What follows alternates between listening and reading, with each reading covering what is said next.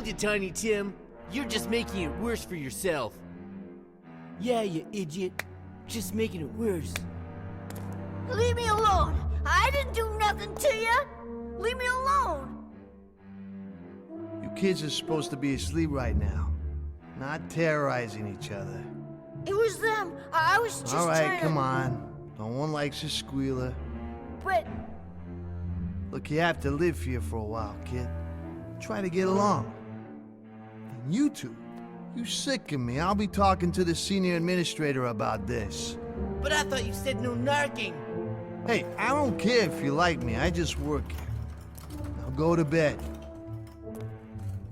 Was it time in the bad old days? My own time living in this place when I was part of a gang of bullies like those two. Maybe that's why they turn my stomach so much. Maybe it's just that I've really changed these past 2 years.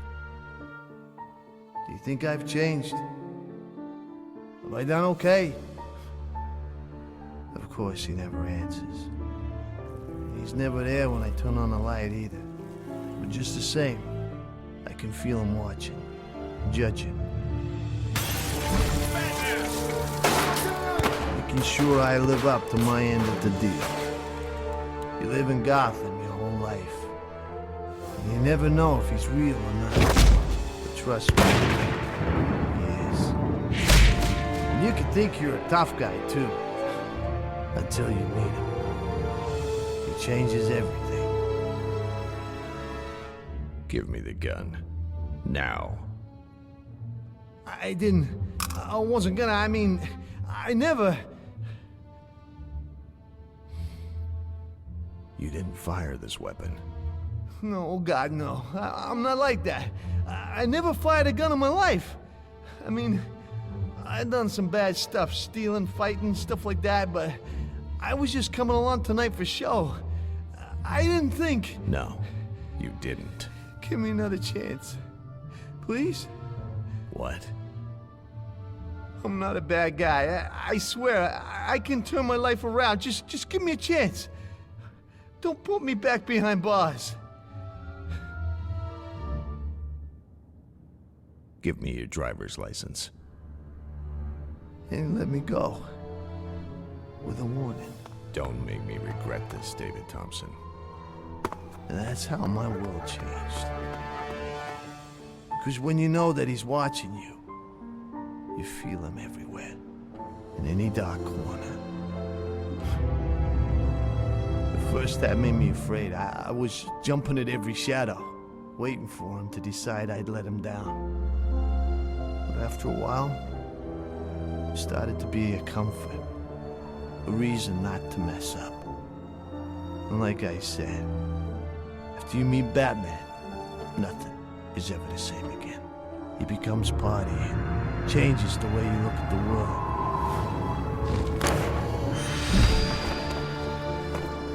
He changes everything. I know it's just my fantasy. I know he's not there. I'm a gnat to him. He probably forgot me the minute I ran out of that warehouse 2 years ago. So maybe I'm crazy to still feel him watching me after all this time. But all I know is he's kept me honest, and I wouldn't have it any other way.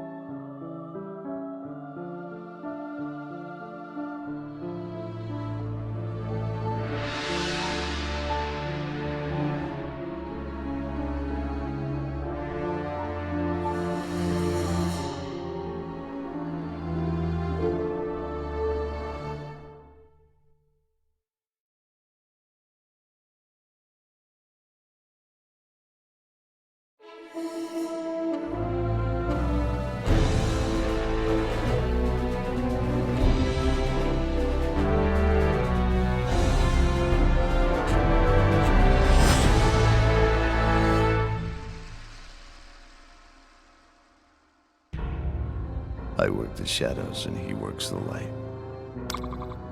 2 times I've used my JLA resources to repair a terrible, a fatal, Improbability.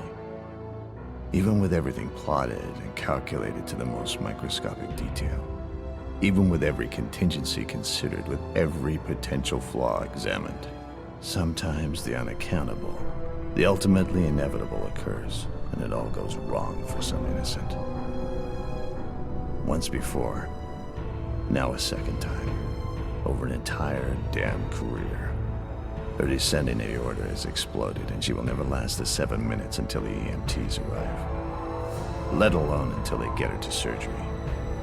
When it comes to this, when survival is beyond my field capabilities, when the remainder of an innocent life can be measured in seconds, I make the call. Where is he? She's not gonna last. Where the hell is... What have you done this time? Not now. No time. She's almost gone. Tell me what happened.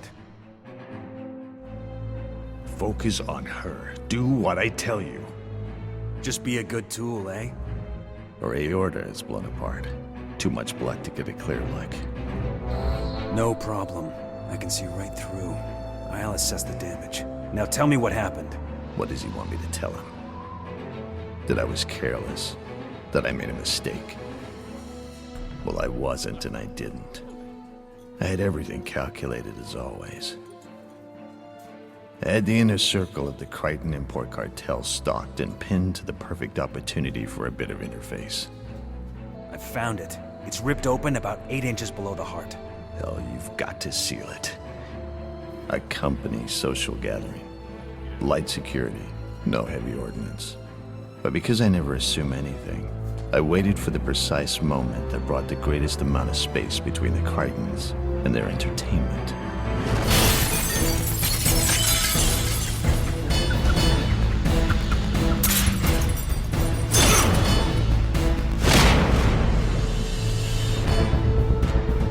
Except for one loose cannon who had broken the company code and had somehow smuggled his piece past their internal security. And a split second before I could incapacitate him, the idiot hurried an ineffectual, meaningless shot.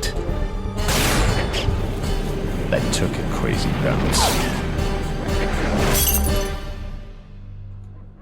And another unfortunate casualty in the war on crime. I'm done. That ought to hold. She'll survive transport to the hospital. Thank God. I owe you. You owe me twice over. And maybe you owe others too. How many times have you called Supergirl John Jones? Never. Only you. Still, 2 times your vigilante tactics would have led to the death of an innocent, if I didn't have such a talented acquaintance. That's true. My connections allow me to take chances I couldn't otherwise. But this was not the result of my taking chances. I do not take chances with lives. I calculate everything. And once in a very great while, none of that matters. certainly, but the way you push the limits, I'm amazed you've only called twice. Don't pull high and mighty on me. You know I do what needs to be done. 2 times over an entire career. Is 2 times too many? Above all else, we should do no harm. I just might leave you to the consequences of your actions. No, you won't. You need someone like me, walking the trenches. This isn't the way it was supposed to be.